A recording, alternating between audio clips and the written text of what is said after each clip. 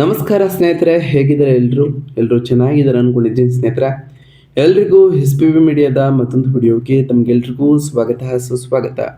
ಸ್ನೇಹಿತರೆ, 2026ರ ಈ ಒಂದು ವರ್ಷದಲ್ಲಿ ಏಪ್ರಿಲ್ 22ರ ನಂತರ ಮೇಷ ರಾಶಿಯವರ ಭವಿಷ್ಯ ಹೇಗಿರಲಿದೆ? ಈ ಏಪ್ರಿಲ್ ತಿಂಗಳಿನಲ್ಲಿ ಉಂಟಾದಂತಹ ಗ್ರಹ ಸಂಚಾರಗಳು ಈ ರಾಶಿಯವರ ಜೀವನದಲ್ಲಿ ಏನೆಲ್ಲ ಬದಲಾವಣೆಗಳನ್ನು ತರಲಿದೆ? ಈ ಏಪ್ರಿಲ್ ತಿಂಗಳ ಕೊನೆಯ ವಾರದಲ್ಲಿ ಉಂಟಾದಂತಹ ಗ್ರಹ ಸಂಚಾರಗಳು ನಿಮ್ಮ ಜೀವನದ ವಿವಿಧ ಅಂಶಗಳಾದಂತಹ ವೃತ್ತಿಯಲ್ಲಾಗಿರ್ಬೋದು, ವೈವಾಹಿಕ ಜೀವನ ಇರ್ಬೋದು, ಆರ್ಥಿಕ ಸ್ಥಿತಿ, ಕೌಟುಂಬಿಕ ಜೀವನ, ನಿಮ್ಮ ವ್ಯವಹಾರ ಮತ್ತು ಶಿಕ್ಷಣಕ್ಕೆ ಸಂಬಂಧಪಟ್ಟಂತೆಯೇ ಏನೆಲ್ಲ ಬದಲಾವಣೆಗಳನ್ನು ತರಲಿದೆ? ಈ ಏಪ್ರಿಲ್ 22ರ ನಂತರ ಈ ರಾಶಿಯವರಿಗೆ ಏನೆಲ್ಲ ಅದೃಷ್ಟಗಳು ಇರಲಿದೆ? ಯಾವುದರಲ್ಲಿ ಶುಭವಾಗಲಿದೆ, ಯಾವುದರಲ್ಲಿ ಬಹಳ ಎಚ್ಚರಿಕೆಯನ್ನು ವಹಿಸಬೇಕು, ಇರುವಂತಹ ಸಮಸ್ಯೆಗಳಿಗೆ ಸರಳ ಪರಿಹಾರಗಳೇನು ಎಂಬುದರ ಸಂಪೂರ್ಣ ಮಾಹಿತಿಯನ್ನು ಇದೇ ವಿಡಿಯೋದಲ್ಲಿ ತಿಳಿಸ್ಕೊಡ್ತಾ ಹೋಗ್ತಾನೆ ಸ್ನೇಹಿತರೆ. ಆದ್ದರಿಂದ ವಿಡಿಯೋನ ಸ್ಕಿಪ್ ಮಾಡದೆ ಇಲ್ಲಿಂದ ಕೊನೆ ತನಕ ನೋಡ್ತಾ ಬನ್ನಿ. ಸ್ಕಿಪ್ ಮಾಡಿ ವಿಡಿಯೋ ನೋಡೋದ್ರಿಂದ ನಿಮಗೆ ಫುಲ್ ಆಗಿ ಇನ್ಫಾರ್ಮೇಷನ್ ಅರ್ಥ ಆಗೋದಿಲ್ಲ. ಸೊ ಪ್ರತಿಯೊಂದು ವಿಡಿಯೋದಲ್ಲೂ ಹೇಳೋದಿಷ್ಟೇನೆ, ವಿಡಿಯೋನ ಸ್ಕಿಪ್ ಮಾಡದೆ ಇಲ್ಲಿಂದ ಕೊನೆ ತನಕ ನೋಡ್ತಾ ಬನ್ನಿ. ಓಡಿಸಿ ವಿಡಿಯೋ ನೋಡೋದ್ರಿಂದ ಅಷ್ಟು ಇನ್ಫಾರ್ಮೇಷನ್ ಅರ್ಥ ಆಗೋದಿಲ್ಲ. ಹಾಗೆ ವಿಡಿಯೋಗೆ ಒಂದು ಲೈಕ್ ಮಾಡಿ. ಯಾರಿನ್ನೂ ನಮ್ಮ ಚಾನಲ್ನ ಸಬ್ಸ್ಕ್ರೈಬ್ ಮಾಡ್ಕೊಂಡಿಲ್ಲ ಅವರು ಈಗಲೇ ಸಬ್ಸ್ಕ್ರೈಬ್ ಮಾಡ್ಕೊಳ್ಳಿ ಸ್ನೇಹಿತರೆ. ಸಬ್ಸ್ಕ್ರೈಬ್ ಮಾಡ್ಕೊಂಡು ಪ್ರತಿನಿತ್ಯ ವಿಡಿಯೋ ವಾಚ್ ಮಾಡ್ತೀರಾ ಅವ್ರಿಗೆ ಥ್ಯಾಂಕ್ ಯು ಸೋ ಮಚ್ ಅಂತ ಹೇಳ್ತಾ, ಹಾಗಾದರೆ ಈ ಏಪ್ರಿಲ್ ತಿಂಗಳಿನಲ್ಲಿ ಏನೆಲ್ಲ ಬದಲಾವಣೆಯನ್ನು ಕಂಡಿದ್ದೀರಿ, ಈ ಏಪ್ರಿಲ್ 22ರ ನಂತರ ಯಾವ ರೀತಿಯ ಫಲಿತಾಂಶಗಳನ್ನು ಕಾಣಲಿದ್ದೀರಿ ಎನ್ನುವುದ್ರ ವಿಚಾರಕ್ಕೆ ಬಂದ್ಬಿಡೋಣ ಸ್ನೇಹಿತರೆ. ಈ ಏಪ್ರಿಲ್ ತಿಂಗಳ 2026 ಮೇಷ ರಾಶಿಯವರಿಗೆ ವಿಶಿಷ್ಟವಾದಂತಹ ಅನುಭವಗಳ ಸಮ್ಮಿಲನವನ್ನು ತರ್ತಾ ಬಂದಿದೆ. ಈ ಏಪ್ರಿಲ್ ಮೊದಲ ವಾರದಲ್ಲಿಯೇ ಮಂಗಳನ ಸಂಚಾರ ಇದ್ದ ಕಾರಣ, ಹಾಗೆ ಶನಿಯೊಂದಿಗೆ ವೇದಸ್ಥಾನದಲ್ಲಿ ಮಂಗಳನೂ ಕೂಡ ಇದ್ದ ಕಾರಣ, ನಷ್ಟದ ಮನೆಯಲ್ಲಿ ನಿಮ್ಮ ರಾಶಿಯಾಧಿಪತಿ ಕುಳಿತಿದ್ದ ಕಾರಣ ನೀವು ಒಂಟಿತನದ ಭಾವನೆಯನ್ನು ಅನುಭವಿಸಿರ್ತೀರಿ. ನಿಮ್ಮ ಪ್ರಯತ್ನಗಳಲ್ಲಿ ಗಮನಾರ್ಹವಾದಂತಹ ವಿಳಂಬಗಳನ್ನು ಕೂಡ ಎದುರಿಸಿರ್ಬೋದು. ಹಾಗೆ ಮಾನಸಿಕ ಒತ್ತಡವೂ ಕೂಡ ಹೆಚ್ಚಾಗಿರ್ಬೋದು ಸ್ನೇಹಿತರೆ. ಆದರೆ ಚಿಂತಿಸುವಂತಹ ಅವಶ್ಯಕತೆ ಏಪ್ರಿಲ್ ತಿಂಗಳ ಕೊನೆಯ ವಾರಗಳಂದು ನಡೆಯೋದಿಲ್ಲ ಸ್ನೇಹಿತರೆ. ಏಕೆಂದರೆ ಏಪ್ರಿಲ್ 14ರಂದು ಸೂರ್ಯನು ನಿಮ್ಮ ರಾಶಿಗೆ ಪ್ರವೇಶವನ್ನು ಆಲ್ರೆಡಿ ಮಾಡಿರೋ ಕಾರಣ ಏಪ್ರಿಲ್ 14ರ ನಂತರ ಸಾಕಷ್ಟು ಉತ್ತಮವಾದ ಬದಲಾವಣೆಗಳನ್ನು ಕಾಣ್ತಾ ಬಂದಿದ್ದೀರಿ. ಪರಿಸ್ಥಿತಿಯು ನಿಮಗೆ ಸಂಪೂರ್ಣವಾಗಿ ನಿಮ್ಮ ಪರವಾಗಿ ಬದಲಾಗ್ತಾ ಬಂದಿದೆ. ಹಾಗೆ ಶಕ್ತಿಶಾಲಿ ಸೂರ್ಯನು ನಿಮ್ಮನ್ನು ರಾಜನಂತಹ ಅಧಿಕಾರ ಮತ್ತು ದೃಢವಾದ ಆತ್ಮವಿಶ್ವಾಸದಿಂದ ತುಂಬುತ್ತಾ ಬಂದಿದ್ದಾರೆ.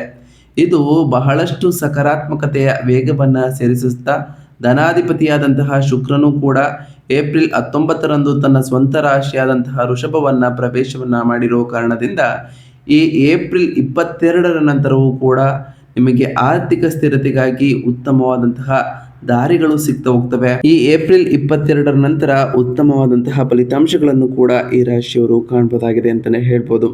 ಹಾಗಾದರೆ ಈ ಏಪ್ರಿಲ್ ತಿಂಗಳಿನಲ್ಲಿ ಉಂಟಾದಂತಹ ಪ್ರಮುಖ ಗ್ರಹ ಸಂಚಾರದ ವಿಚಾರಕ್ಕೆ ಬರೋದಾದರೆ, ಮೊದಲನೇದಾಗಿ ಮಂಗಳ ಗ್ರಹದ ವಿಚಾರಕ್ಕೆ ಬಂದ್ಬಿಡೋಣ ಸ್ನೇಹಿತರೆ. ಏಪ್ರಿಲ್ ಮೊದಲ ವಾರದಲ್ಲಿಯೇ ಪ್ರವೇಶವನ್ನು ಮಾಡತಕ್ಕಂತಹ ಮಂಗಳನು ಆಸ್ಪತ್ರೆಯ ಖರ್ಚುಗಳ ವಿಚಾರದಲ್ಲಿರ್ಬೋದು, ನಿದ್ರಾಹೀನತೆ, ಹಾಗೆ ವಿದೇಶಿ ಪ್ರಯಾಣ ಈ ವಿಚಾರಗಳಲ್ಲಿ, ಹಾಗೆ ಪ್ರಚೋದನೆ ಇಲ್ಲದಂತಹ ಆತಂಕವನ್ನು ಕೂಡ ಮಂಗಳನ ಸಂಚಾರದ ಸಮಯದಲ್ಲಿ ನೀವು ಕಂಡಿರ್ತೀರಿ. ಇನ್ನು ಶನಿ ಗ್ರಹದ ವಿಚಾರಕ್ಕೆ ಬರೋದಾದರೆ, 12ನೇ ಮನೆಯ ಮೀನ ರಾಶಿಯಲ್ಲಿ ಇರತಕ್ಕಂತಹ ಶನಿಯು ಕೆಲಸದ ಸ್ಥಳದಲ್ಲಿ ಬಹಳ ಒತ್ತಡವನ್ನು ತರಲಿದ್ದಾರೆ. ಆದಾಯವು ಖರ್ಚಾಗಿ ಹರಿತಾ ಹೋಗ್ತದೆ. ಏಕಾಂತದ ಕ್ಷಣಗಳು ಕೂಡ ಅದೇ ಸಮಯದಲ್ಲಿ ನೀವು ಕಂಡಿರ್ತೀರಿ. ಇನ್ನು ಸೂರ್ಯಗ್ರಹದ ವಿಚಾರಕ್ಕೆ ಬರೋದಾದರೆ, ಏಪ್ರಿಲ್ 14ರಂದು ರಾಶಿ ಬದಲಾವಣೆಯನ್ನು ಮಾಡಿ 1ನೇ ಮನೆಗೆ ಪ್ರವೇಶವನ್ನು ಮಾಡಿರ್ತಕ್ಕಂತಹ ಸೂರ್ಯನು ನಿಮ್ಮ ಆತ್ಮವಿಶ್ವಾಸವನ್ನು ಈ ಟೈಮ್ನಲ್ಲಿ ಹೆಚ್ಚು ಮಾಡ್ತಾ ಹೋಗ್ತಾರೆ. ನಿಮ್ಮ ರಾಶಿಗೆ ಪ್ರವೇಶವನ್ನು ಮಾಡಿರ್ತಕ್ಕಂತಹ ಸೂರ್ಯನು ಅಹಂಕಾರವನ್ನು ಕೂಡ ನಿಮ್ಮ ಜೀವನದಲ್ಲಿ ತರ್ಬೋದು. ಆದರೆ ಎಚ್ಚರಿಕೆ ಅಗತ್ಯ ಅಂತಲೇ ಹೇಳ್ಬೋದು. ಮೇಲಾಧಿಕಾರಿಗಳಿಂದ ಒತ್ತಡವೂ ಕೂಡ ಆಗಲಿದೆ, ಹಾಗೆ ಮಕ್ಕಳ ಪ್ರಗತಿಯೂ ಕೂಡ ಉಂಟಾಗಲಿದೆ ಅಂತಲೇ ಹೇಳ್ಬೋದು. ಇನ್ನು ಏಪ್ರಿಲ್ 19ರಂದು 2ನೇ ಮನೆಗೆ ಸ್ವಕ್ಷೇತ್ರದಲ್ಲಿ ಪ್ರವೇಶವನ್ನು ಮಾಡಿರ್ತಕ್ಕಂತಹ ಶುಕ್ರನು ಕುಟುಂಬದಲ್ಲಿ ನಿಮಗೆ ಬಹಳಷ್ಟು ಸಂತೋಷವನ್ನು ತರಲಿದ್ದಾರೆ. ಮಾತಿನಲ್ಲಿ ನಿಮ್ಮ ವಾಕ್ಚಾತುರ್ಯ ಹೆಚ್ಚಾಗ್ತಾ ಹೋಗ್ತಿದೆ. ಸ್ಥಿರ ಆದಾಯ ಹೆಚ್ಚಾಗಲಿದ್ದು, ವ್ಯಾಪಾರದಲ್ಲೂ ಕೂಡ ಉತ್ತಮವಾದಂತಹ ಧನಲಾಭವನ್ನು ಕಾಣ್ತಾ ಬರ್ತೀರಿ ಅಂತಲೇ ಹೇಳ್ಬೋದು. ಇದರಿಂದ ಬಹಳಷ್ಟು ಸಕಾರಾತ್ಮಕ ಬದಲಾವಣೆಗಳನ್ನು ಶುಕ್ರನ ಈ ಸಂಚಾರವು ನಿಮಗೆ ತರಲಿದೆ ಅಂತಲೇ ಹೇಳ್ಬೋದು ಸ್ನೇಹಿತರೆ. ಹಾಗಾದರೆ ಈ ಏಪ್ರಿಲ್ 22ರ ನಂತರ ಈ ರಾಶಿಯವರಿಗೆ ಕೆರಿಯರ್ ವಿಚಾರದಲ್ಲಿ ಏನೆಲ್ಲ ಬದಲಾವಣೆಗಳು ಆಗಲಿದೆ ಅಂತ ನೋಡ್ತಾ ಬರೋದಾದರೆ, ಏಪ್ರಿಲ್ 14ರಂದೆಯೇ ನಿಮ್ಮ ವೃತ್ತಿ ಜೀವನದಲ್ಲಿ ಪ್ರಮುಖ ತಿರುವು ಬರ್ತಾ ಬಂದಿದೆ. ಹಾಗೆ ಸೂರ್ಯನು ನಿಮ್ಮ ಲಗ್ನದಲ್ಲಿ ಉಚ್ಚ ಸ್ಥಾನದಲ್ಲಿ ಪ್ರವೇಶವನ್ನು ಮಾಡಿರೋ ಕಾರಣ ನಿಮ್ಮ ಬುದ್ಧಿಶಕ್ತಿ ಅದ್ಭುತವಾಗಿ ಕೆಲಸವನ್ನು ಮಾಡದಿರೋ ಕಾರಣ ಈ ಏಪ್ರಿಲ್ 22ರ ನಂತರವೂ ಕೂಡ ಉತ್ತಮವಾದಂತಹ ಅವಕಾಶಗಳು ಕೂಡ ಸಿಗಲಿದ್ದು, ನಿಮ್ಮ ಐಡಿಯಾಗಳು ನವೀನವಾಗಿರುವುದಿಲ್ಲದೆ ನಿಮ್ಮ ಸಹೋದ್ಯೋಗಿಗಳೊಂದಿಗೆ ವ್ಯಾಪಕವಾಗಿ ಸ್ವೀಕರಿಸಲ್ಪಡ್ತವೆ ಅಂತಲೇ ಹೇಳ್ಬೋದು. ಮೊದಲ ಮನೆಯಲ್ಲಿರುವ ಸೂರ್ಯನು ಸಕಾರಾತ್ಮಕ ಫಲಿತಾಂಶಗಳೊಂದಿಗೆ ಸ್ವಲ್ಪ ಅಹಂಕಾರವನ್ನು ತರೋ ಕಾರಣ ಪ್ರತಿಯೊಂದರಲ್ಲೂ ನಿಮ್ಮದೇ ಮೇಲುಗೈ ಆಗಿರಬೇಕು ಎಂಬ ಹಠವೂ ಕೂಡ ನಿಮ್ಮಲ್ಲಿ ಹೆಚ್ಚಾಗಿರ್ತದೆ.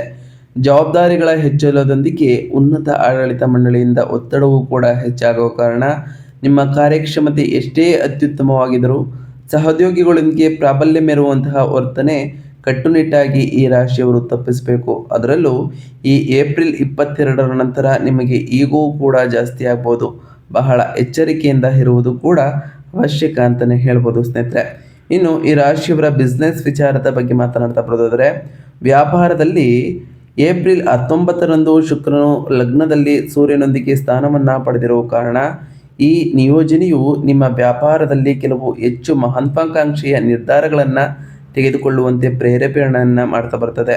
ಅದರಲ್ಲೂ ಈ ಏಪ್ರಿಲ್ 22ರ ನಂತರ ನಿಮ್ಮ ವ್ಯಾಪಾರ ಪಾಲುದಾರರೊಂದಿಗೆ ಚರ್ಚೆಯ ಸಮಯದಲ್ಲಿ ಸರ್ವಾಧಿಕಾರತೆಯನ್ನು ವರ್ತಿಸುವಂತಹ ಅಪಾಯವೂ ಕೂಡ ಇರಲಿದೆ. ನಿಮ್ಮ ಮಾತೇ ಅಂತಿಮ ಕಾನೂನು ಎಂಬ ರೀತಿಯಲ್ಲಿ ನೀವು ನಿರೀಕ್ಷಿಸಬಹುದು ಸ್ನೇಹಿತರೆ. ಏಪ್ರಿಲ್ 19ರಂದು ಶುಕ್ರನು ತನ್ನ ಸ್ವಂತ ರಾಶಿಯಾದಂತಹ ವೃಷಭವನ್ನು ಚಲಿಸಿದಾಗ ಪರಿಸ್ಥಿತಿಯು ಗಮನಾರ್ಹವಾಗಿ ಸಕಾರಾತ್ಮಕವಾಗಿ ತಿರುವನ್ನು ಪಡೆದುಕೊಂಡಿದೆ ಅಂತಲೇ ಹೇಳ್ಬೋದು. ಕ್ಲೈಂಟ್ಗಳೊಂದಿಗೆ ನಿಮ್ಮ ಸಂವಹನ ಕೌಶಲ್ಯವೂ ಕೂಡ ಮ್ಯಾಜಿಕ್ನಂತೆ ಕೆಲಸವನ್ನು ಮಾಡಲಿದೆ. ಹಳೆಯ ಬಾಕಿ ಇರುವಂತಹ ಬಿಲ್ಲುಗಳು, ಹಣ ವಸೂಲಿತಿಗಳು ಕೂಡ ಆಗ್ತಾ ಹೋಗ್ತವೆ ಅಂತಲೇ ಹೇಳ್ಬೋದು. ಈ ಏಪ್ರಿಲ್ 22ರ ನಂತರವೂ ಕೂಡ ವ್ಯಾಪಾರದಲ್ಲಿ ಇರುವವರಿಗೆ ಲಾಭದಲ್ಲಿ ಗಣನೀಯ ಏರಿಕೆಯನ್ನು ಕಾಣ್ತಾ ಬರ್ತೀರಿ ಅಂತಲೇ ಹೇಳ್ಬೋದು ಸ್ನೇಹಿತರೆ. ಇನ್ನು ಈ ರಾಶಿಯವರ ಹಣಕಾಸಿನ ವಿಚಾರದ ಬಗ್ಗೆ ಮಾತನಾಡ್ತಾ ಬರೋದಾದರೆ, ಹಣಕಾಸಿನ ವಿಚಾರದಲ್ಲೂ ಕೂಡ 12ನೇ ಮನೆಯಲ್ಲಿ ಶನಿಯ ಸಂಚಾರ ಇದ್ದ ಕಾರಣ ಸಾಕಷ್ಟು ಬದಲಾವಣೆಗಳನ್ನು ಕಂಡಿರ್ತೀರಿ. ಆದರೆ ಏಪ್ರಿಲ್ 19ರಂದು ಧನಾಧಿಪತಿಯಾದಂತಹ ಶುಕ್ರನು ತನ್ನ ಸ್ವಂತ ರಾಶಿಯನ್ನು ಪ್ರವೇಶವನ್ನು ಮಾಡಿದಾಗ ನಿಮ್ಮ ಹಣ ಒಬ್ಬರವು ಕಡಿಮೆ ಆಗ್ತಾ ಹೋಗ್ತದೆ ಅಂತಲೇ ಹೇಳ್ಬೋದು. ಇದು ನಿಮ್ಮ ಆರ್ಥಿಕ ಶಕ್ತಿಯನ್ನು ಬಹಳಷ್ಟು ಹೆಚ್ಚಿಸ್ತಾ ಹೋಗ್ತದೆ. ನಿಮ್ಮ ಕುಟುಂಬದ ಅಗತ್ಯಗಳಿಗಾಗಿ ಹೆಚ್ಚಿನ ವಸ್ತುಗಳನ್ನು ಖರೀದಿಸಲು ಅಥವಾ ಚಿನ್ನಾಭರಣಗಳಲ್ಲಿ ಹೂಡಿಕೆ ಮಾಡಲು ನೀವು ಸಂತೋಷದಿಂದ ಹಣವನ್ನು ಖರ್ಚು ಮಾಡ್ತಾ ಹೋಗ್ತೀರಿ ಅಂತಲೇ ಹೇಳ್ಬೋದು. ಇದರಿಂದ ಸಾಕಷ್ಟು ಬದಲಾವಣೆಗಳನ್ನು ಕೂಡ ಕಾಣಲಿದ್ದು, ಈ ಏಪ್ರಿಲ್ 22ರ ನಂತರವೂ ಕೂಡ ಇಂದಿನ ಹೂಡಿಕೆಗಳಿಂದ ಬರುವಂತಹ ಉತ್ತಮ ಆದಾಯವು ನಿಮ್ಮ ಬ್ಯಾಂಕ್ ಬ್ಯಾಲೆನ್ಸನ್ನು ಇನ್ನಷ್ಟು ಹೆಚ್ಚಿಸಲಿದೆ ಅಂತಲೇ ಹೇಳ್ಬೋದು ಸ್ನೇಹಿತರೆ. ಇನ್ನು ಹೆಲ್ತ್ ವಿಚಾರದ ಬಗ್ಗೆ ಮಾತನಾಡ್ತಾ ಬರೋದಾದರೆ, ಹೆಲ್ತ್ ವಿಚಾರದಲ್ಲೂ ಕೂಡ ಈ ರಾಶಿಯವರ ಆರೋಗ್ಯದ ವಿಚಾರದಲ್ಲಿ ಬಹಳಷ್ಟು ಬದಲಾವಣೆಗಳನ್ನು ಈ ಹಿಂದೆ ಕಂಡಿರ್ತೀರಿ. ಏಪ್ರಿಲ್ 14ರಂದು ಸೂರ್ಯನು ಲಗ್ನದಲ್ಲಿ ಪ್ರವೇಶವನ್ನು ಮಾಡಿರೋ ಕಾರಣ ಅತ್ಯುತ್ತಮವಾದಂತಹ ಚೈತನ್ಯ ನಿಮ್ಮಲ್ಲಿ ಸಿಗಲಿದ್ದು, ಬಲವಾದಂತಹ ರೋಗ ನಿರೋಧಕ ಶಕ್ತಿಯನ್ನು ಕೂಡ ಕಂಡಿರ್ತೀರಿ. ಸೂರ್ಯನು ನಿಮ್ಮ ದೇಹದಲ್ಲಿ ಉಷ್ಣಾಂಶವನ್ನು ಹೆಚ್ಚಿಸಲಿದ್ದಾರೆ. ನೀವು ಸಣ್ಣ ಪುಟ್ಟ ವಿಷಯಗಳಿಗೂ ವಿಪರೀತ ಕೋಪಗೊಳ್ಬೋದು.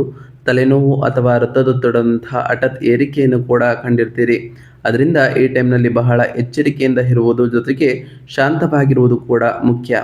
ಪ್ರತಿದಿನ ಧ್ಯಾನವನ್ನು ಅಭ್ಯಾಸ ಮಾಡಿಕೊಳ್ಳಿ. ಹೆಚ್ಚು ನೀರಿನ ಸೇವನೆಯನ್ನು ಗಮನಾರ್ಹವಾಗಿ ಹೆಚ್ಚಿಸಲು ಬಲವಾಗಿ ಶಿಫಾರಸನ್ನು ಕೂಡ ನಾವು ಮಾಡ್ತೇವೆ ಅಂತಲೇ ಹೇಳ್ಬೋದು. ಇದರಿಂದ ನಿಮ್ಮ ಆರೋಗ್ಯವು ಕೂಡ ಉತ್ತಮವಾಗಿರಲಿದೆ. ಇನ್ನು ಈ ರಾಶಿಯವರ ಕುಟುಂಬ ಮತ್ತು ವೈಯಕ್ತಿಕ ಸಂಬಂಧಗಳ ವಿಚಾರದ ಬಗ್ಗೆ ಮಾತನಾಡ್ತಾ ಬರೋದಾದರೆ, ಏಪ್ರಿಲ್ 14ರಂದು ರಾಶಿ ಬದಲಾವಣೆಯನ್ನು ಮಾಡಿ ಪ್ರವೇಶವನ್ನು ಮಾಡಿರ್ತಕ್ಕಂತಹ ಸೂರ್ಯನು ನಿಮ್ಮ 5ನೇ ಮನೆಯ ಅಧಿಪತಿಯಾಗಿ ಇರುವುದರಿಂದ ಸ್ಥಿತಿಯು ನಿಮ್ಮ ಮಕ್ಕಳ ಪ್ರಗತಿಗೆ ಇನ್ನಷ್ಟು ಹೆಮ್ಮೆಯ ದೊಡ್ಡ ಮೂಲವಾಗ್ತಾ ಹೋಗ್ತದೆ. ಹಾಗೆಯೇ ಈ ಏಪ್ರಿಲ್ 22ರ ನಂತರವೂ ಕೂಡ ನಿಮ್ಮ ಶಿಕ್ಷಣದ ವಿಚಾರದಲ್ಲೂ ಕೂಡ ಸಾಕಷ್ಟು ಬದಲಾವಣೆಗಳನ್ನು ಕಾಣುವುದರ ಜೊತೆಗೆ ನೀವು ಶಿಕ್ಷಣ ಮತ್ತು ಇತರ ಕ್ಷೇತ್ರಗಳಲ್ಲಿ ಅಪಾರವಾದಂತಹ ಸಾಧನೆಯನ್ನು ಮಾಡ್ತಾ ಬರ್ತೀರಿ. ಏಪ್ರಿಲ್ 19ರಂದು ಶುಕ್ರನ ಸಂಚಾರವೂ ಕೂಡ ಉಂಟಾಗಿರೋ ಕಾರಣ ಇದು ಕೌಟುಂಬಿಕ ವಾತಾವರಣದಲ್ಲಿ ಸಾಮರಸ್ಯವನ್ನು ತರಲಿದ್ದು ಬಹಳಷ್ಟು ಉತ್ತಮವಾದ ಬದಲಾವಣೆಗಳನ್ನು ಕಾಣ್ತಾ ಬರ್ತೀರಿ ಅಂತಲೇ ಹೇಳ್ಬೋದು ಸ್ನೇಹಿತರೆ. ಇನ್ನು ಈ ರಾಶಿಯವರ ಶಿಕ್ಷಣದ ವಿಚಾರಕ್ಕೆ ಬರೋದಾದರೆ, 5ನೇ ಮನೆಯ ಅಧಿಪತಿ ಸೂರ್ಯನು ಉಚ್ಚ ಸ್ಥಾನದಲ್ಲಿ ಏಪ್ರಿಲ್ 14ರಂದು ಪ್ರವೇಶವನ್ನು ಮಾಡಿರೋ ಕಾರಣ ಈ ತಿಂಗಳ ಕೊನೆವರೆಗೂ ಕೂಡ ವಿಶೇಷವಾಗಿ ಸ್ಪರ್ಧಾತ್ಮಕ ಪರೀಕ್ಷೆಗಳಿಗೆ ತಯಾರಿ ನಡೆಸುತ್ತಿರುವವರಿಗೆ ಪ್ರಚಂಡವಾದಂತಹ ಆಶೀರ್ವಾದವೂ ಕೂಡ ಸಿಗ್ತಾ ಬರ್ತದೆ. ನಿಮ್ಮ ದೃಢ ನಿಶ್ಚಯ ಮತ್ತು ಇಚ್ಛಾಶಕ್ತಿ ಬಹಳಷ್ಟು ಗಗನಕ್ಕೆ ಏರ್ತಾ ಬರ್ತದೆ. ಅತ್ಯಂತ ಕಷ್ಟಕರವಾದಂತಹ ವಿಷಯಗಳನ್ನು ಸಹ ನೀವು ಸುಲಭವಾಗಿ ಗ್ರಹಿಸಲು ಸಾಧ್ಯವಾಗ್ತಾ ಬರ್ತದೆ ಅಂತಲೇ ಹೇಳ್ಬೋದು. ಹಾಗೆಯೇ ನಿಮ್ಮ 12ನೇ ಮನೆಯಲ್ಲಿ ಶನಿ ಮತ್ತು ಮಂಗಳನ ದೃಷ್ಟಿಯು ಸಾಂದರ್ಭಿಕವಾಗಿ ದೈಹಿಕ ಆಲಸ್ಯವನ್ನು ಉಂಟು ಮಾಡ್ಬೋದು. ಇದನ್ನು ಜಯಿಸ್ತಾ ಬನ್ನಿ, ವಿಜಯ ನಿಮ್ಮದೇ ಆಗ್ತಾ ಹೋಗ್ತದೆ ಅಂತಲೇ ಹೇಳ್ಬೋದು ಸ್ನೇಹಿತರೆ. ಒಟ್ಟಾರೆಯಾಗಿ ಈ ಏಪ್ರಿಲ್ ತಿಂಗಳಿನಲ್ಲಿ ಸಾಕಷ್ಟು ಬದಲಾವಣೆಗಳನ್ನು ಕಾಣ್ತಾ ಬರ್ತೀರಿ. 12ನೇ ಮನೆಯಲ್ಲಿನ ಗ್ರಹಗಳ ಸಂಚಾರವು ಬಹಳಷ್ಟು ಬದಲಾವಣೆಗಳನ್ನು ತರ್ತಾ ಬಂದಿದೆ. ಹಾಗೆ ಸೂರ್ಯನಿಂದ ಉಂಟಾಗುವಂತಹ ಆಕ್ರಮಣಶೀಲತೆಯನ್ನು ನಿವಾರಿಸಲು ಈ ರಾಶಿಯವರು ನಾವು ತಿಳಿಸ್ಕೊಡುವಂತಹ ಸರಳ ಪರಿಹಾರಗಳನ್ನು ಮಾಡಬೇಕಾಗಿರ್ತದೆ ಸ್ನೇಹಿತರೆ. ಮೊದಲನೇದಾಗಿ, ಸೂರ್ಯನು ಉಚ್ಚ ಸ್ಥಾನದಲ್ಲಿ ಇರುವ ಕಾರಣ ಪ್ರತಿದಿನ ಸೂರ್ಯ ನಮಸ್ಕಾರವನ್ನು ಮಾಡಿ ಬೆಳಿಗ್ಗೆ ಆದಿತ್ಯ ಹೃದಯ ಸ್ತೋತ್ರವನ್ನು ಪಠಿಸ್ತಾ ಬನ್ನಿ. ಹಾಗೆಯೇ ಪ್ರತಿ ಮಂಗಳವಾರ ಮತ್ತು ಶನಿವಾರದಂದು ಹನುಮಾನ್ ಚಾಲಿಸವನ್ನು ಪಠಿಸ್ತಾ ಬನ್ನಿ ಸ್ನೇಹಿತರೆ. ಇದು ಮಂಗಳ ಮತ್ತು ಶನಿಯ ದೋಷವನ್ನು ತಟಸ್ಥಗೊಳಿಸಲು ಸಹಾಯವನ್ನು ಮಾಡಲಿದೆ ಅಂತಲೇ ಹೇಳ್ಬೋದು. ಇದರಿಂದ ಸಾಕಷ್ಟು ಬದಲಾವಣೆಗಳು ಕೂಡ ಆಗಲಿದೆ. ಪ್ರತಿ ಗುರುವಾರದಂದು ಓಂ ಗುರುಭ್ಯೋ ನಮಃ ಎಂಬ ಮಂತ್ರವನ್ನು ಜಪಿಸಿ, ಸಾಧ್ಯವಾದರೆ ನಿಮ್ಮ ಕೈಲಾದಷ್ಟು ದಾನವನ್ನು ಮಾಡಿ. ಹಾಗೆಯೇ ಗುರುಗಳು ಮತ್ತು ಹಿರಿಯರ ಆಶೀರ್ವಾದವನ್ನು ಪಡೆದುಕೊಳ್ಳಿ ಸ್ನೇಹಿತರೆ. ಪ್ರತಿ ಶುಕ್ರವಾರದಂದು ತಾಯಿ ಜಗನ್ಮಾತೆಯಾದಂತಹ ಲಕ್ಷ್ಮೀದೇವಿಗೆ ಪೂಜೆಯನ್ನು ಸಲ್ಲಿಸಿ, ಲಕ್ಷ್ಮೀದೇವಿಗೆ ಪ್ರಿಯವಾಗಿರುವಂತಹ ಬಿಳಿಯೂಗಳನ್ನು ಅರ್ಪಿಸಿ ಪೂಜೆಯನ್ನು ಮಾಡೋದರಿಂದ ನಿಮ್ಮ ಮನೆಯಲ್ಲಿ ಸುಖ ಸಮೃದ್ಧಿಯ ಜೊತೆಗೆ ಸಂಪತ್ತು ಕೂಡ ಹೆಚ್ಚಾಗಲಿದೆ.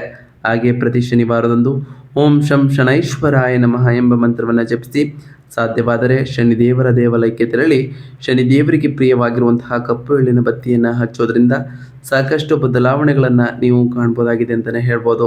ನಾವು ತಿಳಿಸ್ಬಿಟ್ಟಿರುವಂತಹ ಈ ಎಲ್ಲ ಸರಳ ಪರಿಹಾರಗಳನ್ನು ಈ ರಾಶಿಯವರು ಮಾಡ್ತಾ ಬಂದರೆ ಸಾಕಷ್ಟು ಬದಲಾವಣೆಗಳನ್ನು ಕಾಣ್ತಾ ಬರ್ತೀರಿ. ನೀವು ಅಂದುಕೊಂಡಿರುವಂತಹ ಕಾರ್ಯಗಳು ಕೂಡ ಯಾವುದೇ ಅಡೆತಡೆ ಇಲ್ಲದೆ ನೆರವೇರ್ತಾ ಹೋಗ್ತದೆ ಅಂತಲೇ ಹೇಳ್ಬೋದು. ಇದಾಗಿತ್ತು ಇವತ್ತಿನ ಒಂದು ವಿಡಿಯೋ ಸ್ನೇಹಿತರೆ. ವಿಡಿಯೋ ಇಷ್ಟ ಆಗಿತ್ತು ಅಂದರೆ ವಿಡಿಯೋಗೆ ಒಂದು ಲೈಕ್ ಮಾಡಿ. ಯಾರಿನ್ನೂ ನಮ್ಮ ಚಾನಲ್ನ ಸಬ್ಸ್ಕ್ರೈಬ್ ಮಾಡ್ಕೊಂಡಿಲ್ಲ ಅವರು ಈಗಲೇ ಸಬ್ಸ್ಕ್ರೈಬ್ ಮಾಡ್ಕೊಳ್ಳಿ. ಸಬ್ಸ್ಕ್ರೈಬ್ ಮಾಡ್ಕೊಂಡು ಪ್ರತಿನಿತ್ಯ ವಿಡಿಯೋ ವಾಚ್ ಮಾಡ್ತಿರೋರಿಗೆ ಥ್ಯಾಂಕ್ ಯು ಸೊ ಮಚ್ ಅಂತ ಹೇಳ್ತಾ, ಹಾಗೆ ಕಮೆಂಟ್ನಲ್ಲಿ ಓಂ ಶನೈಶ್ವರಾಯ ನಮಃ, ಓಂ ಗುರುಭ್ಯೋ ನಮಃ, ಓಂ ಲಕ್ಷ್ಮೀನಾರಾಯಣಾಯ ನಮಃ ಎಂದು ಕಮೆಂಟ್ ಮಾಡಿ ಸ್ನೇಹಿತರೆ. ಶನಿದೇವರು, ಗುರುದೇವ, ಲಕ್ಷ್ಮೀನಾರಾಯಣ ನಿಮಗೆ ಆಯುಷ್ಯ ಆರೋಗ್ಯ ಸಮೃದ್ಧಿಗಳನ್ನು ಕೊಟ್ಟು ಕಾಪಾಡಲಿ ಅಂತ ಆ ದೇವರಲ್ಲಿ ಕೇಳ್ಕೊಳ್ತಾ ಇವತ್ತಿನ ಒಂದು ವಿಡಿಯೋನ ಮುಗಿಸ್ತಿದ್ದೀನಿ ಸ್ನೇಹಿತರೆ.